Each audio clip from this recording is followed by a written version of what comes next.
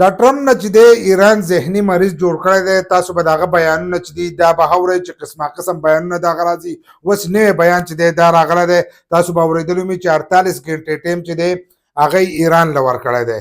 خو که ایران له هر څومره ټایم ورکړي خو ایران چې دی هغه نه یېرېږي. څه یې ورته ویلي موږ به ستاسو په پاور پلانټ باندې چې دی په هغې باندې حمله کوو، لکه ستاسو بجلي چې کم ځای کې جوړېږي نو موږ به په هغه ځایونو باندې حملې کوو، کم چې خاص ځایونه دي په هغه ځایونو به حملې کوو. او بېګا چې دي بیا یې په هسپتالونو او په دې باندې دوباره مزایل چې دي دا یې هم راویستي دي. دا یې راویستي دي، خو ایران چې دی هغه ورته هم د دې طرفه چې دی جواب ورکړی دی. جواب ورته څه ورکړی دی؟ وایي که تا دا ځایونه وویشتل لکه 48 ګنټې چې ده کوم ټایم ورکړی دی د ابنای هرمز دپاره چې ته دغه کولاو کا سټریټ اپ هرمز چې دی نو دا ته کولاو کا، که دا د کولاو نه کړو نو زه به دغه ځایونه چې دي دا بولم. خو له دې طرفه ایران چې دی هغه وله هم دمکي ورکړې ده.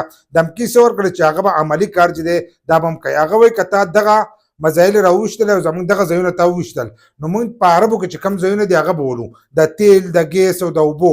نو د اوبو دا چې دی دا خطرناک دی، د تیلو دا دومره خطرناک نه دی. تیل خو زموږ دپاره خطرناک دی چې دلته کې تیل موږ ته ګرانېږي، خو د عربو دپاره اوبه چې دي دا لازم دي.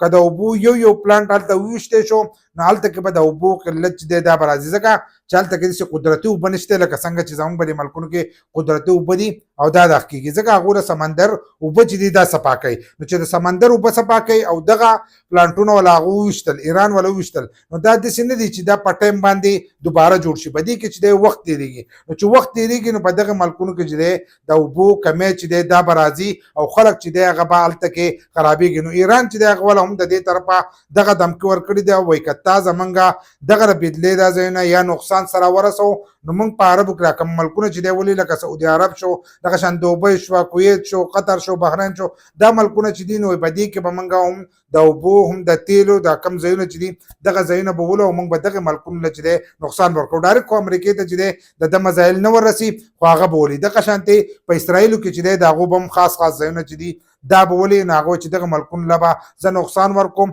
نو دمکي چې ده هغه وله پوره په پوره ورکړې ده. خو دغه چې دی امریکا چې ده دغه کار نشي کولی. که دغه کار وکړو نو دنیا سترګې چې دی هغه به ټولې امریکې ته شي. اوس ورته هم دي هغه خلک ورته اوس هم وایي دا نور ملکونه ورته وایي چې دغه غلطي ونه کړې. که په ایران کې تا دغه غلطي وکړه او دغه ځایونه تا وویشتل نو بیا چې دی دغه عربو ته به خطر جوړېږي. چې عربو ته جوړ شو نو په عربو باندې د ټولې دنیا معیشت چې دی دا په عربو باندې، ځکه تیل چې دی هغه د دې ملکونو نه ځي. نو چې تیل د دې ملکونو نه ځي زیات تیل ځي نو د دغه تیلو باندې چې دی دا ټوله دنیا چلېږي. جهازونه ما تاسو ته په تېر شوي ویډیو کې ویلو کوم جهازونه چلېږي، موټرسایکلې، موټرې، هر قسمه شی چې چلېږي نو ټول به دغه تیلو چلېږي. نو دغه هر سره چې دي دا به بند شي، د دنیا معیشت چې دی هغه به هم خراب شي، ټول نظام چې دی هغه به ګډوډ شي. نو د دې د وجې نه ټول دنیا کم ملکونه چې دي زیاتره هغه امریکې ته په نظر باندې دي او امریکې ته ځینو پکې وینا هم کړې ده چې دغه غلطي ته ونه کوي. که تا په ایران کې دغه غلطي وکړه نو ایران چې دی هغه ګوره خپل کار چې دی هغه کوي، چې وینا یې وکړه نو هغه کار کوي، نو هغه په عربو کې دغه کار لازم کوي. تاسو راسره خپل رایه چې دی دا لازم شریک کوئ.